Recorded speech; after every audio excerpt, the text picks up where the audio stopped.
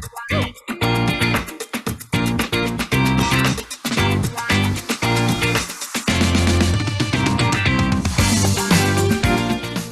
afternoon and welcome to the Liquid Green Health Show with your hosts Fred and Janet Cox right here on Reality Radio 101. To contact us live right now, send us an email. Our email address is liquidgreenhealthshow@gmail.com.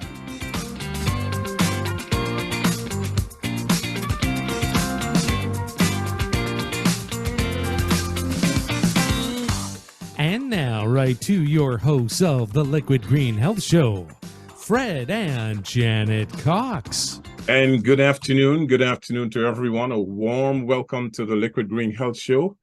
To all of our listeners and viewers across Canada, the United States, and around the world, we are the Coxes, and thank you for allowing us into your private space. This is a live broadcast, and as usual, every Sunday at this time, we offer information in an edutainment format designed to stimulate the mind and bring us one step closer to living a healthier lifestyle. This broadcast can be heard, all of our broadcasts rather, can be heard on Spotify or on YouTube. All you have to do is to type in Liquid Green Health Show and you could catch all of our past broadcasts. We want you to keep those emails coming. Please write to liquidgreenhealthshow@gmail.com. Let us know where you're listening from. And because, we want to know, who we're reaching and where we're reaching them, right? Very important for us. Today's show is sponsored by Liquid Green Products, producers of eco-superior green cleaning products for your home, your office, your car, and of course, your pets. And if you're not using Liquid Green products in your home or anywhere, please let me know what in the world it is that you're using, okay? Because it's very important. And also, we'd like you to keep listening because at the end of this show, I'll be giving out a mega discount code, folks, a mega discount code.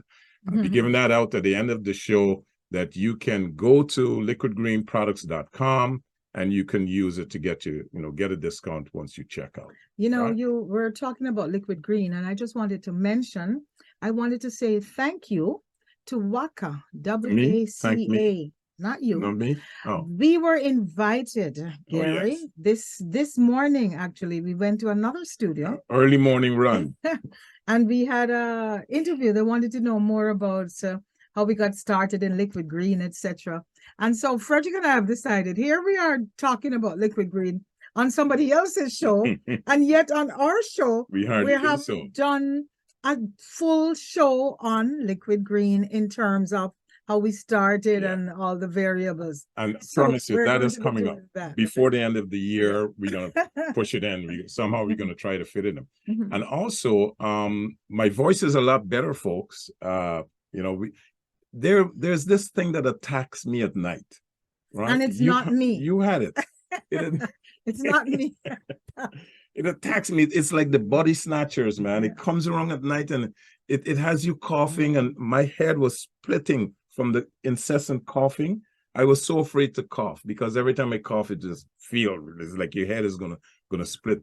And no matter how you cough, it's not bringing up anything.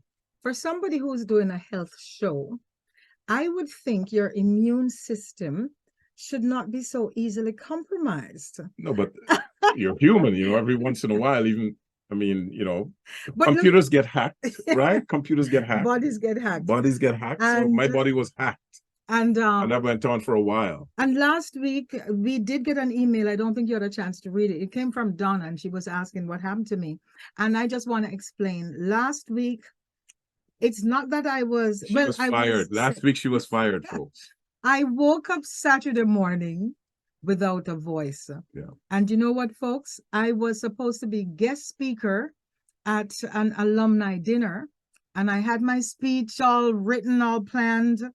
And woke up in the morning, no sound. Honestly, I was like, hello, Frederick, do you think you can read my speech? And that's what happened. And the next day, it was so bad, laryngitis, I couldn't do the show. So that's what it was. And guess what? Monday morning, my voice was up and fine, and here I am. So I think he put a jinx on me. so he could read my Whatever it is, it came back to me. It's karma. It came back. Anyway, we have a wonderful topic. We are continuing the conversation about mental illness. We've promised that for the rest of November, we're going to be talking about mental illness because of the complexities and what happens with individuals, communities, and society. So we are continuing that conversation because, let's face it, we function in a world that is increasingly complex. And because everything today is so interconnected, you have technology and you have everything is technologically driven. And we live in that society that is confusing. I like to refer to it as living in a box. And one of the biggest challenges we face is combating mental illness. This is a condition that imposes tremendous burden on individuals, families, and communities. And helping us to sort out some of the complexities of this condition is our guest today, Karen Peppy Samuels. Okay. Right? And Karen, I want to welcome you to the Liquid Green Health Show. First of all, how did you get the name Peppy? Where did that come from?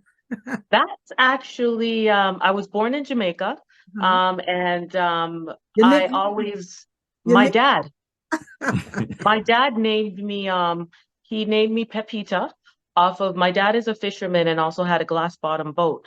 And one of his favorite tourists that used to come around, that was very nice to him, that he said, she used to always throw extra money because they used to dive for the money. And she used to throw extra money in the deeper part of the sea because she knew that he was the best diver. And her name was Pepita from Mexico. So he said he would name me after her, which was Pepita, but they called me Peppy for short. Now, the woman that had me, and we'll get into that, she did not like the name and named me Karen on paper. But everybody in Jamaica, my grandmother, my dad, no one called me Karen. It wasn't until I started school here in Canada, my first day of school, I believe before I turned 5, before I turned 5, it was the first day of school that this teacher was calling me Karen, and I was looking around. And I'm like, and back in the days they had their clipboard and they walked around, and she's like, Karen Samuels. And I was looking at her and she was looking at me. It's like she's trying to mouth it like for here. And I'm just like, I just said to her, she called 3 times and I'm like, why are you calling me Karen? My name is Pepita, but you can call me Peppy for short. I'll never forget that. She looked at the clipboard and she goes, well, this says Karen. So we're going to call you Karen. And I said, okay, back in the days, you were never disrespectful. I just nodded. When I went home, because the whole neighborhood, church, everyone called me Peppy. When I went home and I asked that lady, I said, at school, the teacher was calling me Karen.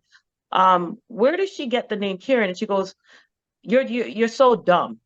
I would never name you no ugly Peppy. That's the ugly name that your dad named you. Your name is Karen, not no dumb Pepita or Peppy. Wow. That's how I found out my name was Karen. So amazing story. Amazing. I'm so glad I asked. So for this show, you're going to be Peppy. Absolutely. Yes. Okay, wonderful. Yes. So Peppy Samuels is a mental health. And you know what? I love what you say in your bio. You say you're a self-love advocate, which is so critical, who is on a mission to normalize the face and look of mental challenges. She's going to share her lived experiences and which have inspired others, especially, for example, the young Karen of our new generation that we recognize in different communities about the importance of mental health. And what we're going to ask you before I continue to read the rest of your bio, we're going to clarify that you have not been challenged with mental, I almost said a victim, that would have been wrong, but challenged with mental health yourself. And then you'll just explain to us and clarify that. She uses her voice to banish the negative judgments, the biases, the labels, and the stigmas that surround mental health. And as we know, any discussion with mental health, that is probably the most provocative, that is the most challenging of all the stigma is Yes. one of the biggest deals.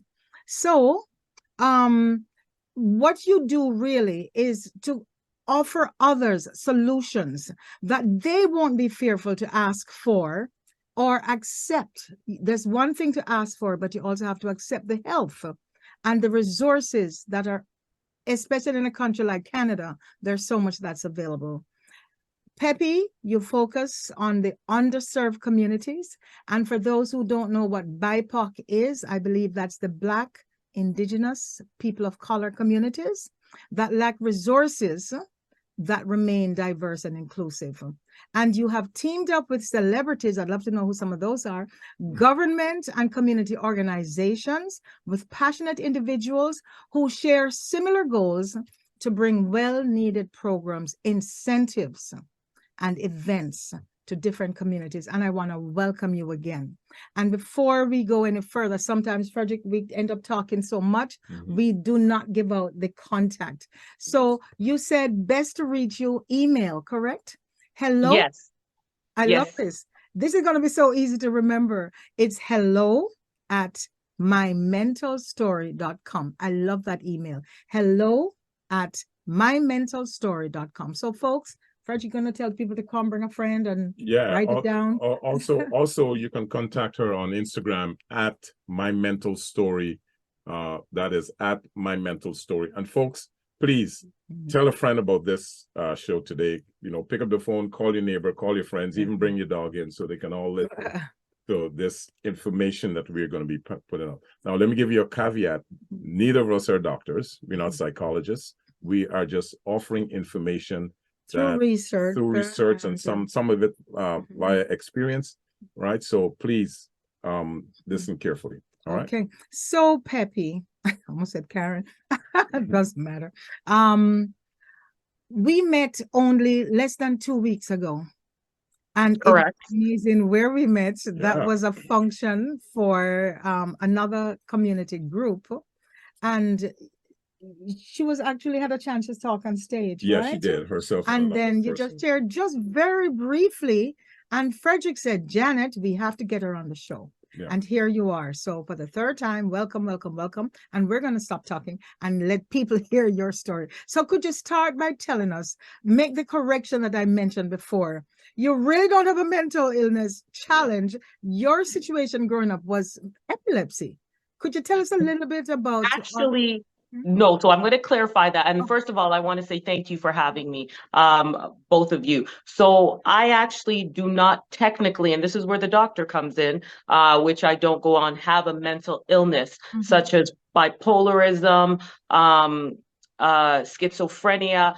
I actually have mental challenges, which would be the anxiety, depression, sometimes I fear, and ended up, as we'll go into, with not understanding what was happening to me, with 8.5 years ago, trying to just to end my life through trying to drown myself.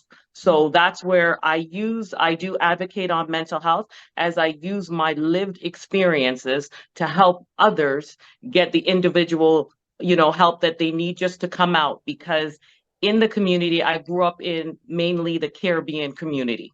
And with that, Jamaican descent, with that, as I said, we didn't talk about mental, anything to do with the mind. It was almost, well, you're crazy. And it was an embarrassment. And then there was a look that I thought to it, the look of dirty, the look of drugs, the look of homelessness, and that was almost shameful. So I didn't even know what this was, to be honest with you. And I can go back now with just thinking about things that happened back to as far as 5, at the first day of school. And mine came from trauma with my mother. Childhood trauma, and everyone has different childhood traumas. It so happened that in my 40s, I started to go through certain things. I started forgetting where I was going. I would go to work and not know how I get to work. Wow. I would I had 2 car accidents, totaled the cars, and then forgot how to drive. This is after driving for 20 years. I would see people on the street and not know who they were. However, memories started to come back as far as 2, but I would forget things like yesterday. Or you'd walk and say your name and I would know. Then I would realize that sometimes I would just blank out and come back too. And I don't understand what I was doing. One person said, because then a lot of rumors started to come up because I started to lose a lot of weight drastically. And then, rumors started to flourish around that I was on drugs. I was overdosing on medication because I lost the weight. So that's what the Black community went to. And then there was a situation where a lot of people know me from a store called Voluptuous, which is a plus size clothing store. And they knew that I was living very well. And there was some rumors that went ahead with the woman that had me and her daughter that, I left because I was stealing from the store. And again, I was nothing like that, but I was ashamed of what was going on. It so happened many years after that, we found out what was going on. I have epilepsy. I have conditional and neurological epilepsy. So the one that people know of is the one that you drop, you twitch, you blank out. I have that, but I also have conditional epilepsy. So to you, everything is fine. Then I'll just blank out and come back and I don't know where I am. As I said, one person, she took me to church because she said she thought there was a demon. And she said, while we were driving to church, I took my hands off the wheel. I was driving. And then she had to grab the wheel and pull us aside. And she goes, what are you doing? And I told her I was changing the light bulb. I don't remember this, but I know it's true. Yes. That's conditional epilepsy. That's just you blanking out for a time. You don't know what's happening, and it's hard for you to remember what was going on if you remember it. So with that, I had full memory loss. I don't even remember being pregnant. There are certain people's faces I don't remember. Okay. And it does not come back. However, I can remember back to when I was 2, and that I couldn't remember before. With that, the depression came on. With that, because you don't know what's going on inside your head. And who could I have talked to at that time? I'm 51 now. Back in those days, you don't talk about that thing. You don't tell people something's going on with you. I grew up again in that Caribbean household where you don't tell anybody your business, and strength is you pushing through and just bearing with whatever you're going through. That's what everyone thought strength was. Gotta be strong. And yes, I never seen anybody that looked like me. Again, I had the image that if it was something mental, then I'm supposed to be homeless, dirty, and on drugs. None was that. So, and I said, it couldn't be me. It couldn't be me. But I knew something was going on. And then just finally I broke. I broke, and it wasn't necessarily, sorry. No, go ahead and finish your thought. Yeah, it wasn't necessarily when I tried to drown myself. My father was a fisherman, as I said, and I know the water is something clean. The water is something to cleanse you and to feel good. It was just, I just sat in the bathtub, and I was at the lowest form of my life, coming from homeless, staying with someone in a place that I did not like, not knowing whether I was going to have the job, having 3 jobs, losing everything, plus your mind. I wanted to start over again, just maybe what was going to happen. I just thought it would just stop and then let me start over again. And I just remember just sitting in the bathtub and just at that point, God and I just told him he hated me, so I was going to hate him back. And that's what I just said in my head. And I tried to drown myself. I just put myself under. Clearly, it didn't work. It's very difficult to drown yourself.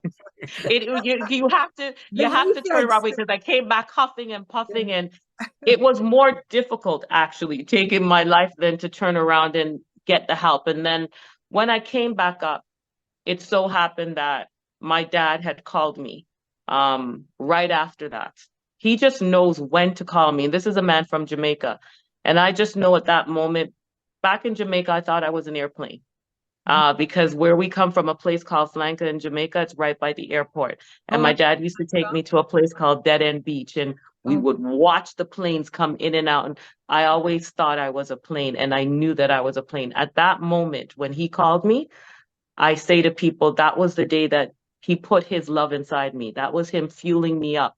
And I went back on the runway again. And that was the day I took off with the weight. And the higher I went, the less I felt the weight. You know, you have shared so much just in that little time. You have shared so much. But one thing stands out in my mind. I hear you say the lady who brought you into the world. Do you still have unresolved issues with that lady? Absolutely. She lives here now. She had 6 of us, but a relationship with only 1. She has 33 grandkids plus, and only a relationship with 3. We grew up in a household where she would tell me how I was an ugly, big-nosed brute and tell me how much I looked like my dad. The moment I came here with my grandmother from Jamaica, as my grandfather had gotten killed. He was a retired police officer, and someone shot him. And that was the day I was following him down the road, and he didn't come back. When we came here and we landed off the plane, she left me at 6 months. I came here just before I turned 4. When we landed off the plane, I remember my grandmother pushing me to this woman who did open up her arms to me. I just remember her pushing and I wouldn't go. And then finally I went. The moment I went in her arms, and I kid you not, nothing with her, that was the moment the love left. And I'm not going to put it just on her. It could have been me. That was the moment, the love that I felt from my grandmother and my father and my grandfather. I never felt anything with her. And I don't know if she maybe would have tried it, but it could have been me at 4. I did not receive anything from her. And from then, we've never had a relationship. I just remember her destroying me about my looks to the point at one point, I asked people not to tell me or call me Black. I refused to say I was a Black girl. Wow. You know, this trauma, folks don't realize how early it starts and how devastating and how long-term it is. Yeah. And that's why it's so important to get help. Now, you also mentioned, just talking, and as we said, the way we do our show, we listen and we talk. So this is just something coming to me right now. Before you ask, okay. Thought, I wanted to ask her, meeting your mom at age 4 at the airport, am I correct? Yes. Was this the first time you're meeting her? Yes. The first time. Because she left me at 6 months, so I wouldn't have known her. This was the first time I met her, because I grew up with my grandmother and grandfather being like my mom and my dad. My dad was I was his baby. Okay, because I'm thinking you might not understand, or perhaps no, I'm trying to think now that you're an adult. Do you think that person also went through trauma of her own, and that's why there is an ability or a disassociation in terms of you can't give what you don't have? Today I was listening to Chioma. This is somebody on a TED Talk, and she says, hurt people hurt people. Yeah. Right? And this is what they don't know better. Yeah, exactly. And it's also genetic. Yeah. And it's also not just genetic to a family, it could also be genetic to a race. Whole generation. Right? To a race. Because the genes remember. Yeah. The genes remember certain attributes and certain behavior. And what you say about Black people, whether you're American, Caribbean, African, whatever, I'm sure in some other families and some of the other cultures it's the same, but I know for us, we know for sure what happens in this house stays in this house. Yeah, that's one of the reasons why even they don't talk. We don't the talk. Stories don't get out. Your feelings, the things in your mind, Everything is internalized. And even as a culture, if in Jamaica, for sure, the minute something happens to you and somebody's a little bit off, they're stressed at work, they start working, they put them in the madhouse because they're crazy, right? So in Canada, we have you can make a difference, and you work in the Jane and Finch community. Could you tell us about the people that you serve? So for me now, I don't actually, I went back to Jane and Finch right now because I do a give back. This year we're not doing it. We're doing it early next year. It's called I Am Worthy. And it's a give back to a community that gives back so much love, but they've been also labeled and stigmatized and judged based off a small group of people that decided that they didn't want to follow the law and do some bad things. The majority have been lumped in this group. So when I grew up there, we were great. We didn't have no issues, but people outside of the community judged us based on what the media portrayed about what we were. So I ran away actually from Jane and Finch because again, ashamed. Growing up in Metro housing, I moved to Peel.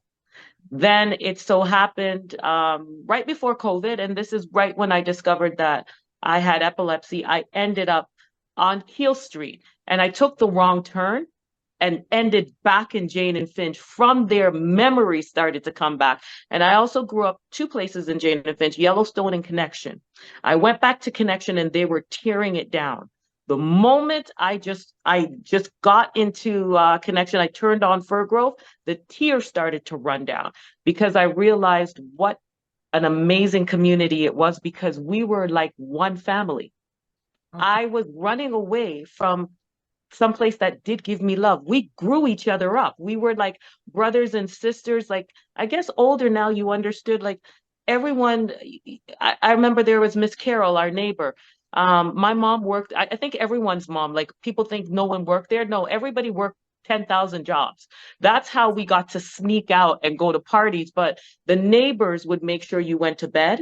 The neighbors would make sure you had something to eat, because it was just a community. The neighbors made sure that you were okay. I could tell you it was my neighbor, Carol, that actually discovered I was going through puberty and helped me, with, the smell and puberty and stuff like that. It's the village. That's the village. That's the village. It was. So I decided to go back and give back. And what I do is I raised, last year we raised over 12,000. This year we're raising funds again. We've got some corporation, we've got some huge people on, and we're doing an I Am Worthy. And I go back, and again, it's growing up in the neighborhood. We didn't like handouts. Don't feel sorry for us. Okay. So I said I wasn't going to go in for that. We're giving back the love that they gave to us when we were growing up, and hoping that communities can go back to communities where you smiled, you said good morning to everyone, and the community watched each other. And where I said growing up in Metro housing, we were in it was mainly immigrants that came here, that they were there for affordable housing until they can branch out and get their own. So that's why I say in these areas, it's not meant for you to really stay in.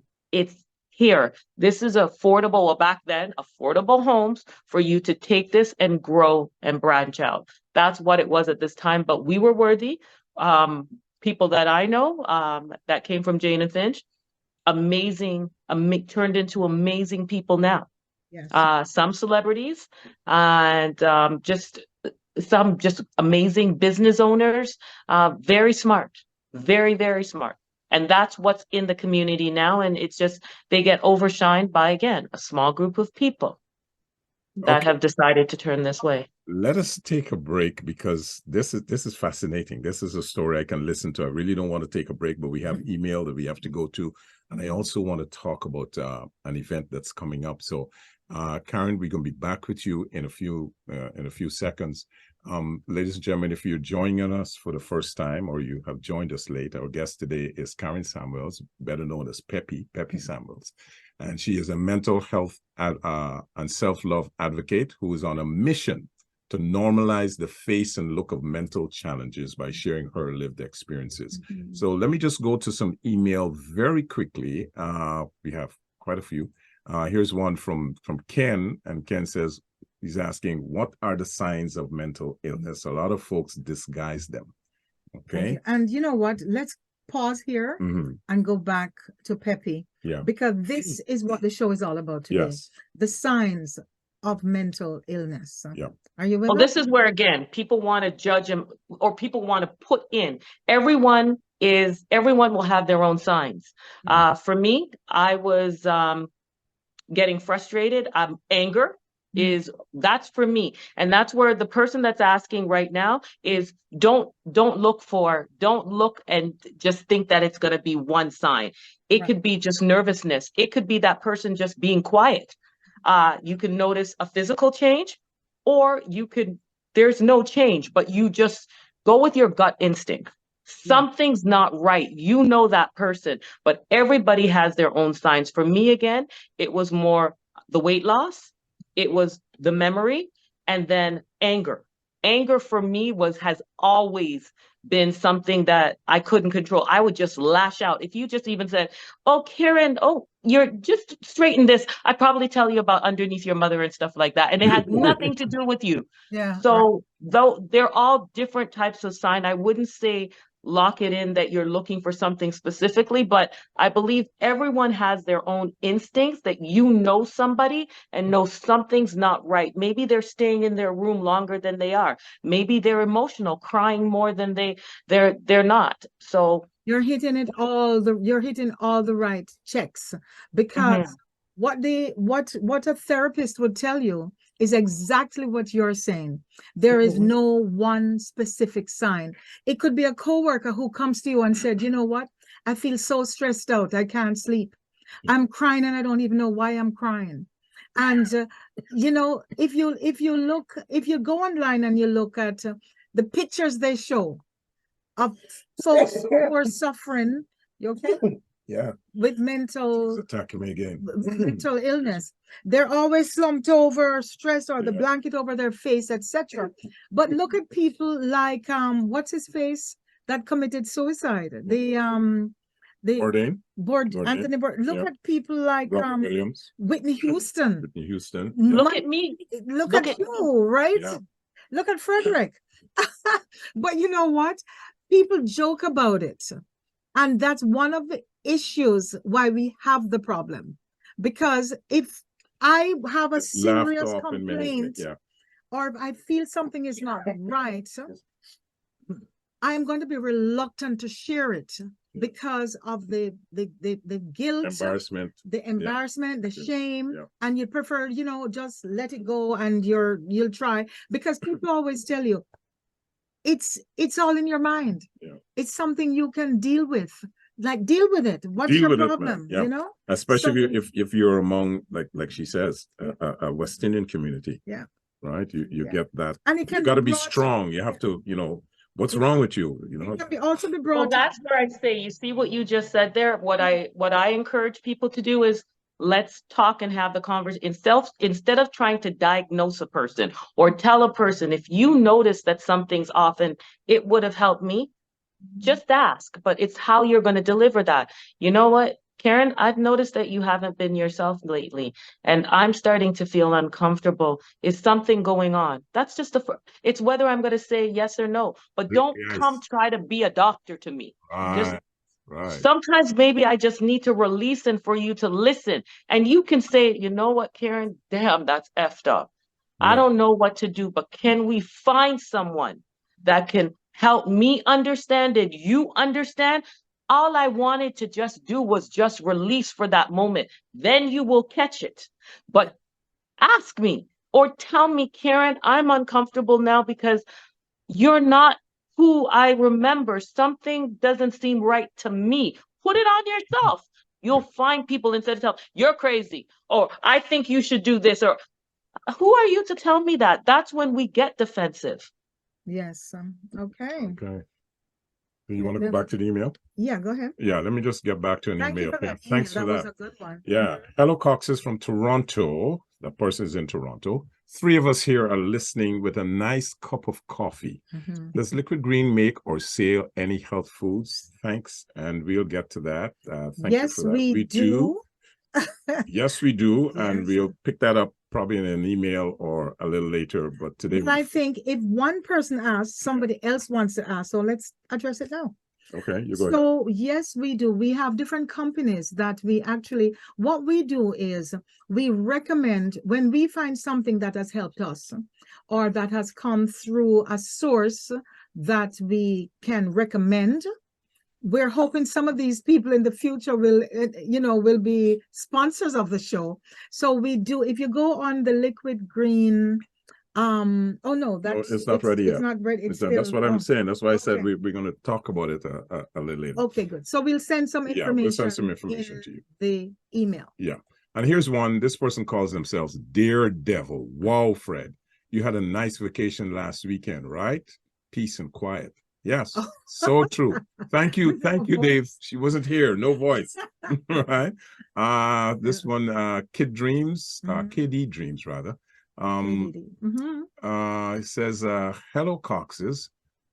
That is quite the story about Karen Peppy's name. Oh, we are listening from Akron, Ohio. Great. Wow. Yep. Thank you. Thank you for that. And Adam says, I'll read Adams. You can read Adam. Adam says, great guest today, Coxes. Does food affect mental health? And yes. Does. Nutrition. Nutrition does. So there's a big role. Do you have anything to add to that? How would you answer that? I would say going back to that self-love, having to learn to love myself. That was part of what I decide to how I treat my body, what I put inside of my body, how I take care of my, not just my mind, but my physical self and my emotional self. So I'm not going to say I'm perfect, but now I'm actually just in the process of looking for a nutritionist. But food that I put in my body, because sometimes I eat that McDonald's, or not going against that, but I eat that fried chicken with all the oil and I feel like crap.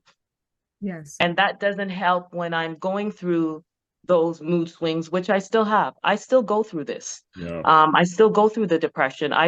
There's no magical pill that's going to take it away. This time around, I know what it is and I know how to handle it. So when I get to those places, well, that's the time where I'm going to put better food inside my body. I research more. I do some of the juices, but sometimes it doesn't work. I change things up around, but I find the more nutritious food I put inside my body, the better I feel. And again, I love loving myself to feel good. You see, that's the key. Yes. Understanding who you are, recognizing what works best for you. And I always say it's putting yourself in that vibrational plane that is compatible with you, right? Be in the right energy and work with it. Absolutely. Massage it and make yourself better. But the key is understanding, recognizing, and embracing it. Okay. And what I will add to that is we look at mental and physical as if they're divorced from each other, and they're not, because within the body it's mind, soul, and spirit. So if anything is wrong with us physically, you're not going to fall down, feel a sprain, and say, oh, I'm just going to forget about it. You're going to go to the doctor because your leg might be broken or your ankle might be twisted. But you're going to do something about it. But when we get the thoughts, the mental, the brain, the mind, the spiritual side, we don't do anything about it. Because a lot of us have not been trained to recognize it. How many Black people do you know? Or how many people in general do you know that go to a psychiatrist or to a psychologist or talk with a counselor? No. It doesn't, unless something is wrong. Yeah, unless something is well, wrong. Even when something's wrong, because it took me, I've been in therapy for 7 years, just finished this earlier this year, but it took convincing actually to get time off to go there, because again, that label that if you go to talk to somebody, you're crazy. So I wasn't talking to nobody, because only crazy people talk to a therapist. Then it took 7 therapists for me to find the right one. I'm going to say to everyone, keep on trying until you find the right one that fits you, because not every therapist is going to be the right one for you. But it was easier to talk, and the one that worked for me was the one that started asking me, not coming in and reading from a book. And she wanted to get to know me while she was getting to know me I was getting to know me. Okay. Then she would ask, you think we could try that? No, at one point, this me, who's writing no journal? I ain't doing that. I go to work. I'm not doing that. Okay. Who was meditating? I don't, that's for crazy people again. Yeah. I love meditation, and or when working on my anger, count to 1, 2. Who's counting 1, 2, 3? Yeah. Now that is the best thing for me. It took me some time, but I also had to be patient with myself as she was patient with me. But I put effort also into myself. It takes time. It was a step. So I would say to anyone out there, again, acknowledge and try loving yourself, so you're going to want to get the help to better yourself. Yes. And I want to go back to something, the email that came about the food, the nutrition. Now, it's not just the nutrition, but it's sleep, it's exercise, it's all the usual things that we know we need to do to stay healthy as a whole person. But when it comes to eating disorders, that also is one of the manifestations of mental illness. That people think, oh my God, these people, social media, look at them, everybody wants to be. Social media has really messed us up in so many ways. Because whether you're anorexic or you're bulimic or any of those that people think, oh, you something know, is wrong. Something is wrong with that person. Yeah, but these are issues that we really don't understand, that you can't help yourself. As you said it, if you could have done it, you would have done it already. If you could have done it on your own. So what's the other email? Well, let me read this one here. This is one from Emma, and she says, glad From New York City. Yeah, this is from New York City. Glad Janet is back. Yay, me too. But maybe Fred is not. Yeah. I don't know. Well, he's never here, folks. Emma, you know. Anyway, he's here. Anyway, mental health issues with the human race now are out of control. I agree. I agree with that. It is programs like this that help us to understand what is going on with our psyche. Blessings to all of you. Thank you very much for that one, Emma. And I'll just throw in that 30 million people worldwide suffer from depression. 30 million people. And they say with a quarter of the world's population, that means 1 in every 4 people on the planet has mental will experience some form of depression in their lives. Yes. Not that it's all going to need to be treated or but at we'll some get a point label. in time, yes. But we do. Personally, I think everyone goes through it. I will say to everyone, I still go through depression. Depression is, for me, at that time where it comes from a lot of fear.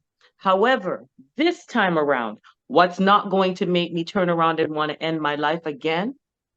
The love I have for myself and acknowledging, Karen, you feel this way right now. What you going to do? You love yourself too much, so how are we going to get ourselves out of it? How are we going to move from here to feeling better when it comes up? So I'm very real with people. It can happen again. You can think these things back, but are you going to stay there?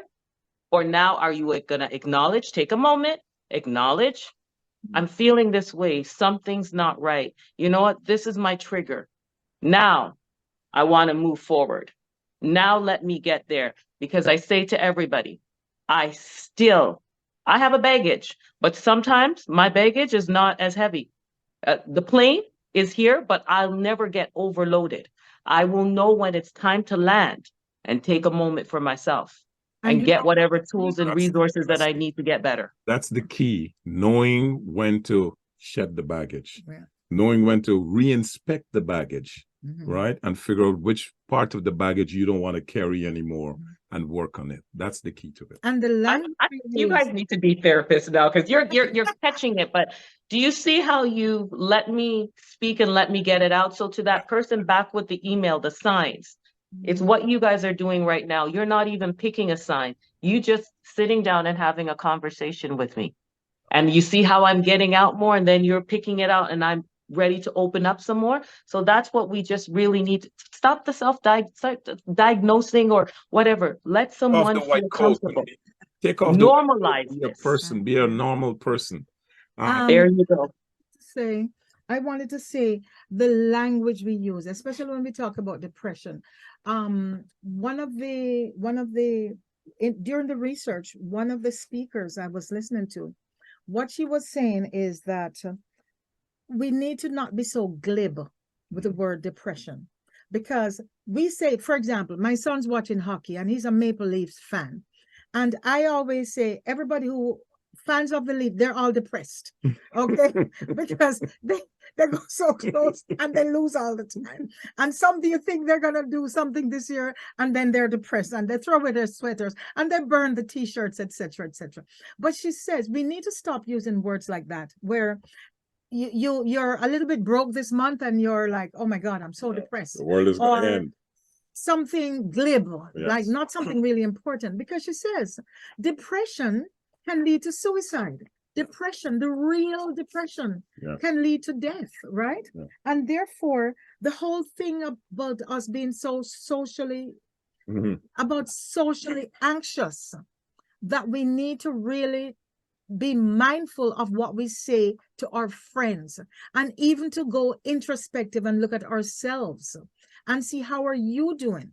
I don't know if I could recognize a day if I was truly depressed. I don't know. Is that something everybody should be able to recognize?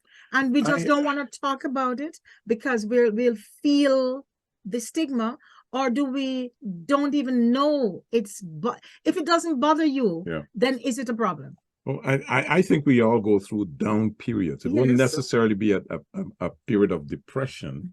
And most of us are able to recognize that down period and get out of it. Say, I personally, I go through down periods a lot of time, but I know, I always tell myself it's temporary. It cannot last.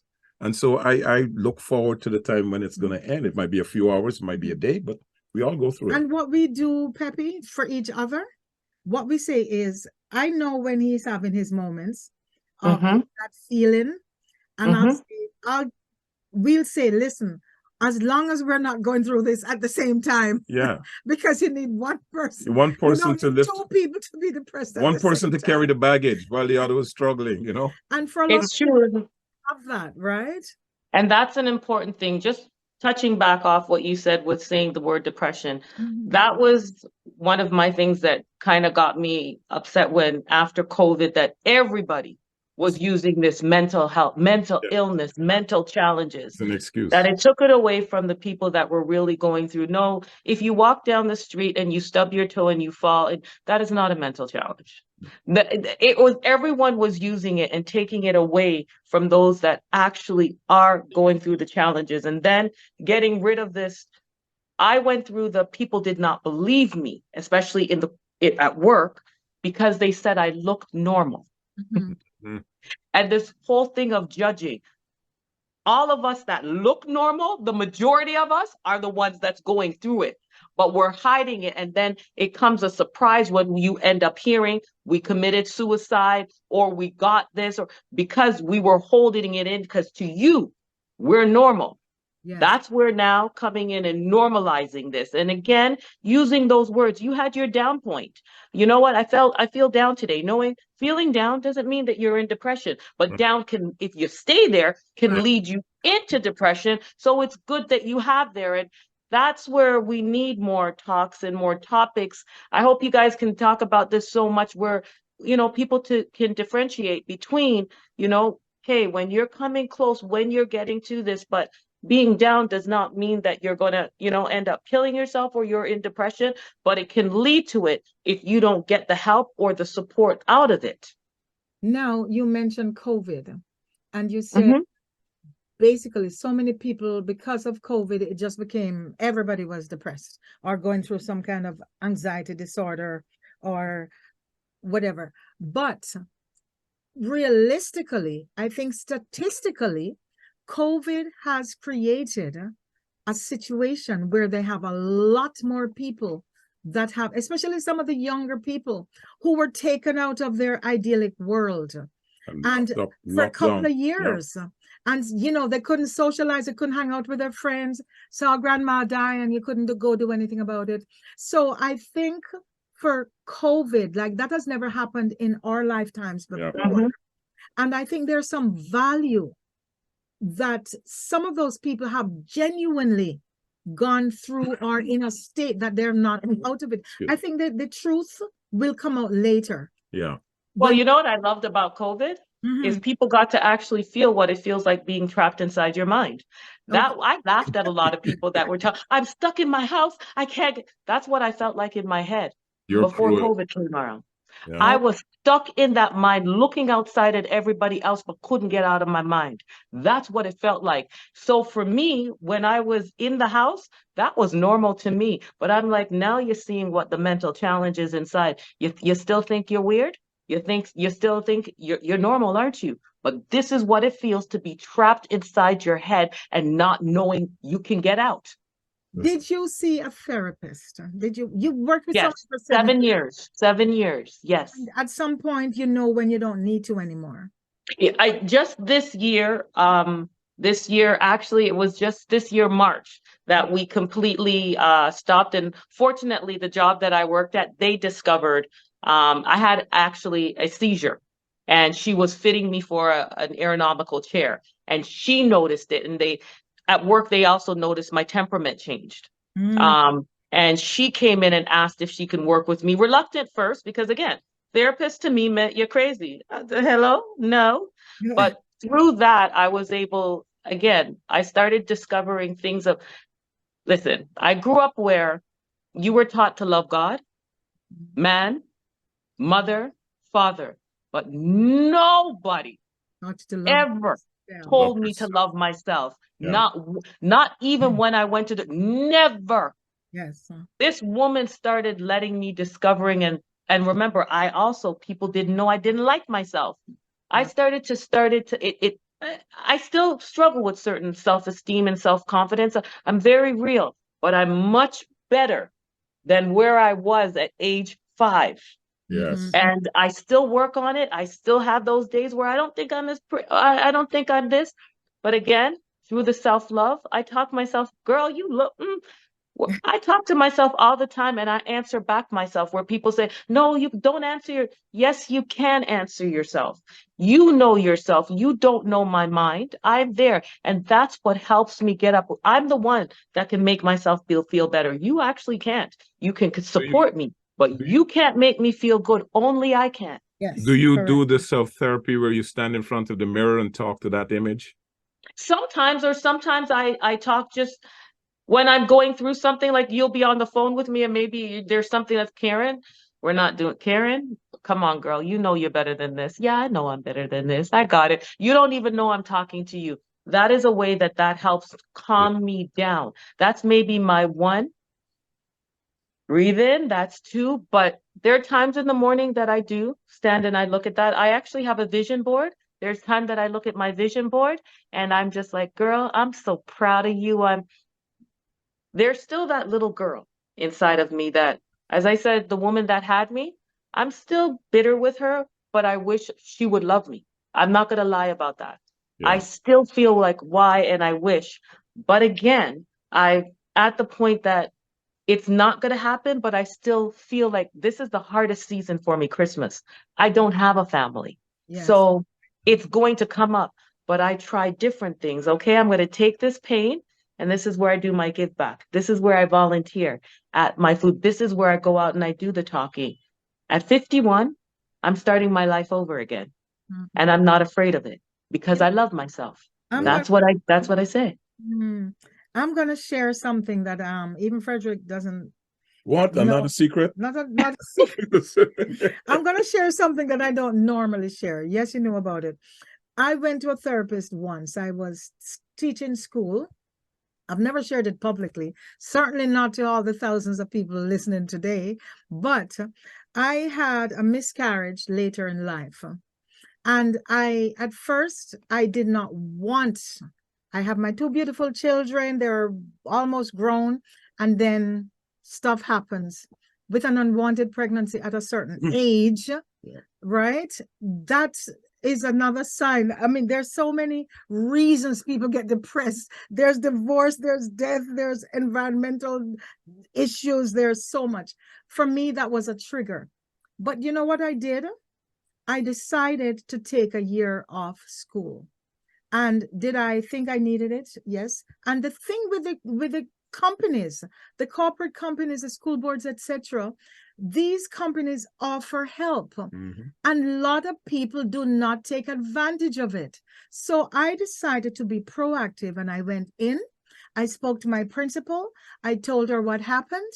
And I said to her, I need to take a time off. She said, take as much time as you need. I went and I spoke to the board appointed counselor. So that made it free, which also helped. And it's really because I knew it was private and I knew everybody wasn't going to hear about it.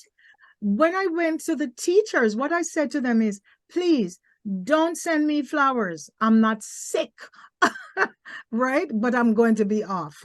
And I took a year off. And I think without even knowing I was doing good for myself. That was healing. But then, of course, I came home and Frederick was there. I should have also been able to send him away for a year, right? You know what? I love what you just said, and I'm just gonna say to you now, this is what you're gonna see the emails you're gonna get. This is normalizing the look in the face of mental challenges. You just came out here and you just put yourself out there and said, look, I went through this too. Watch, you're going to get somebody else, even if it's one person, that's going to come out and say, you know what? Maybe I'm going through something. This is what we need to do. Share and look at what you look like. A beautiful Black woman. Come on, right here. And you look like this and you can say this, then I can come out and say it too. This is why you guys need to continue this. Someone else will share it. Going back to that email. This is what you do. You sit down and you normalize these conversations so that you can spot it. Look what you just said there. Now, see, I even feel better about talking about other things. Oh, wonderful. Thank you. I never thought. So we have a few more emails. Yeah, here's one from Ari, and Ari says, hello to the Cox family. Good choice for the discussion today. Man, are we all screwed up? We all need some kind of help. Thanks. Thanks for that, Ari. And Lisa says, this is so scary about your guest. Does she still drive? Is she on meds? Thanks. You know what? We never had a chance to talk about meds, and we won't be able to today. No.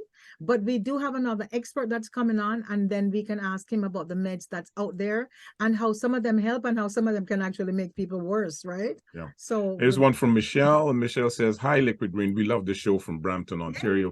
Hey, interesting show today. Learning a lot. Good job. Thank you. Thank you. Thank you. Thank you. And you know, an hour goes so quickly. We don't have a lot of time. There's some other stuff that I wanted to talk about. Always, we never have enough time. But this has been an interesting conversation. So this is open therapy. This is open therapy at its best without a doctor, a scientist, or a psychologist. Yes, and thank you for being willing to just share. Yes. Because as you say, absolutely talking that, you know, you just got to talk. You got to talk.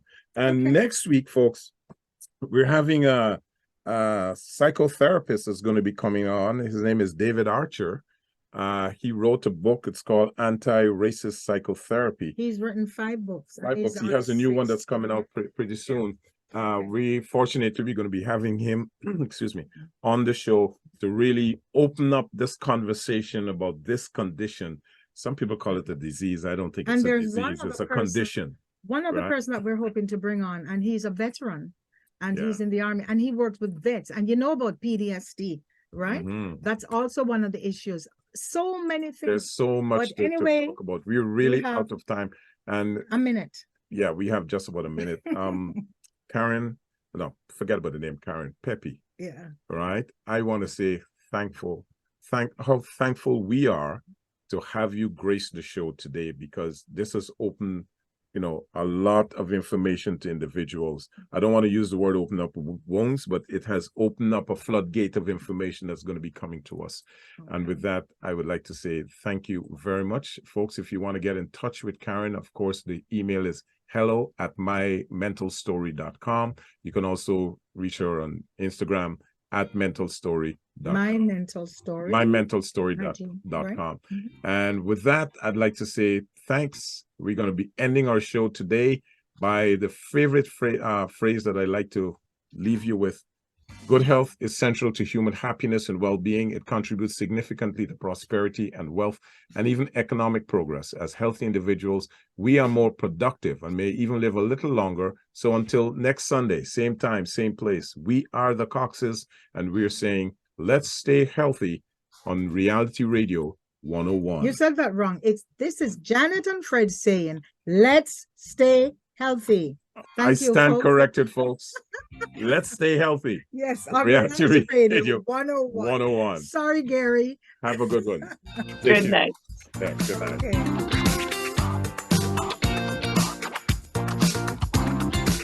Thank you for listening to the Liquid Green Health Show with your hosts, Fred and Janet Cox, right here on Reality Radio 101.